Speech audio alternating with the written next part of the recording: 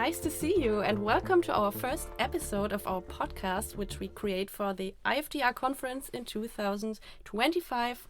And this is located in Cologne this time. We are very proud and happy.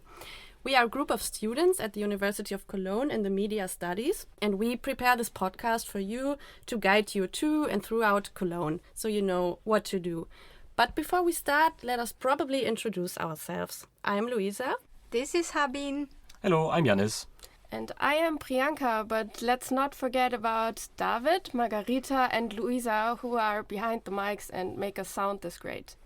Okay, then, what's the deal with Cologne and Carnival anyway? How did those two become so inseparable? Yeah, that's right. It's almost like they're synonymous. You know, you think of Carnival, the next sentence Cologne is already in it.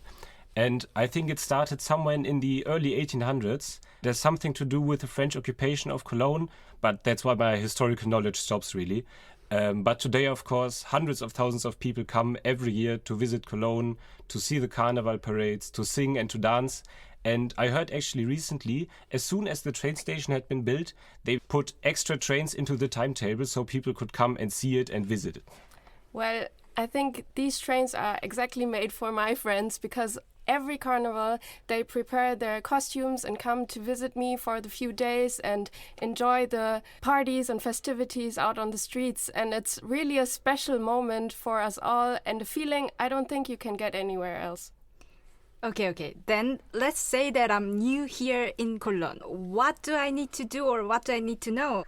It's a really good question. If you're visiting Cologne for the conference or anytime actually, we can guide you a little bit through the city. Like we can tell you where to go, what to eat and especially what to drink because Cologne has its very own beer which is called Kölsch, which is really good and really a must try you need to do. And a little fun fact, Kölsch is also the name for the regional dialect. Yeah, that's right.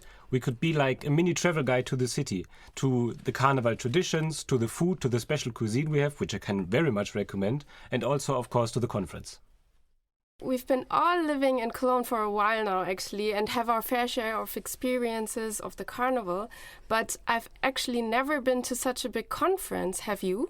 No, actually, I've never been to such a big conference, so I'm really, really lucky this year that we are hosting this one and that we get the experience because we are hosting so many people from all around the world and we can get so much knowledge, like international knowledge from the presentations and everything, so I'm really excited.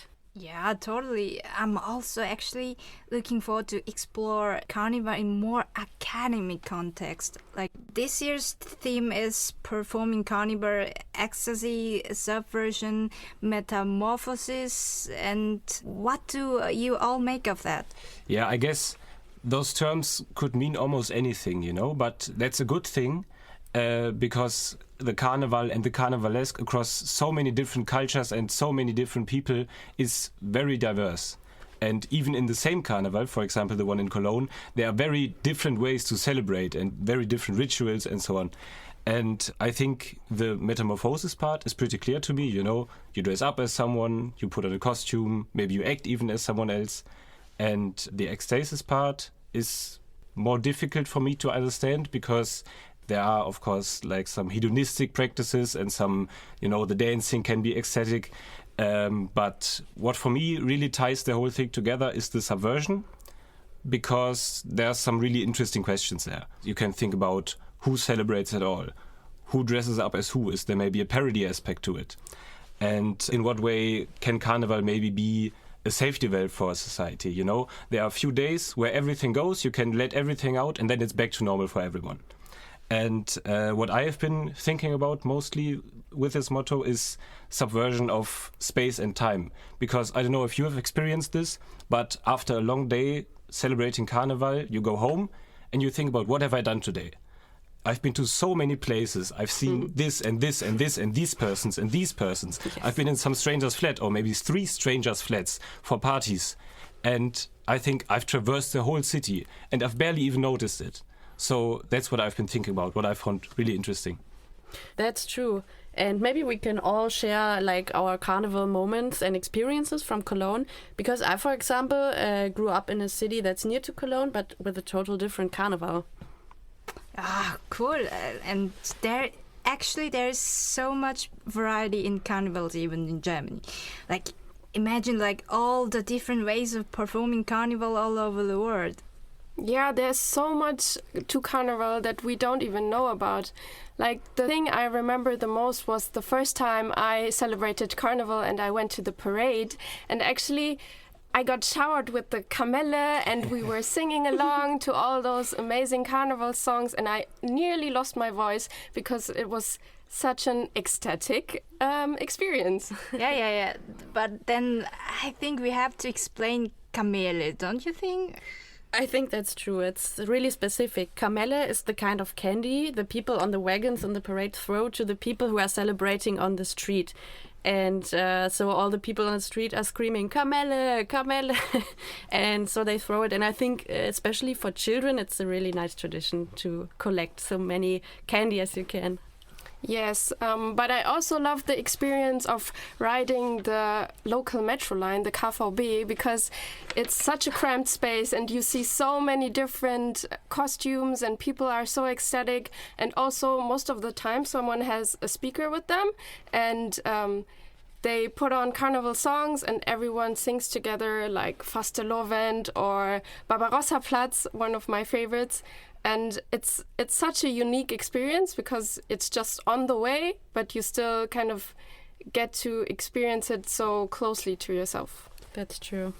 Yeah, I had a carnival and train experience also this 11th of November, which is the day carnival starts at 11 o'clock and 11 minutes.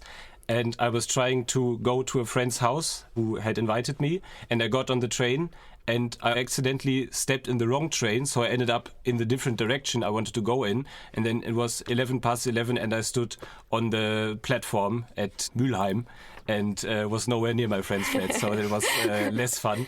But then I got there and everyone was so happy and it had already started, of course, and then Carnival really began for me.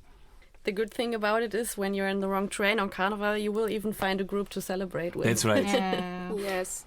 It's like on 11/11, everyone is ecstatic and the whole city parties with everyone. It doesn't even matter if you know them or not. It's crazy. It's like a big family on these days in the city. And the costumes are a big deal.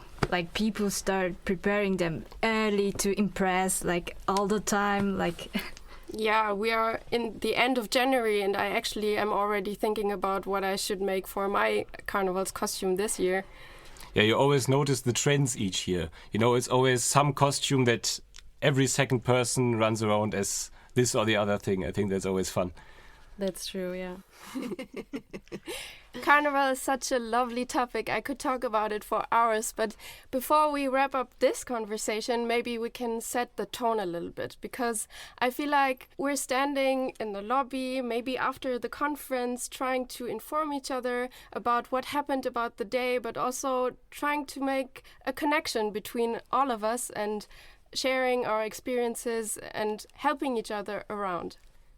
That's a really good idea. Like, we're not claiming to be carnival experts or university authorities.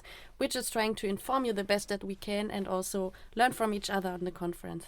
If you have any specific questions or topics you would like to have discussed on the podcast, look into the show notes where we will put some contact information and we'll try to get back to you as soon as we manage. We're looking forward to hearing from you. So, stick around as we unmask Carnival and the IFTR goes Cologne. Until next time. Bye. Bye. Bye!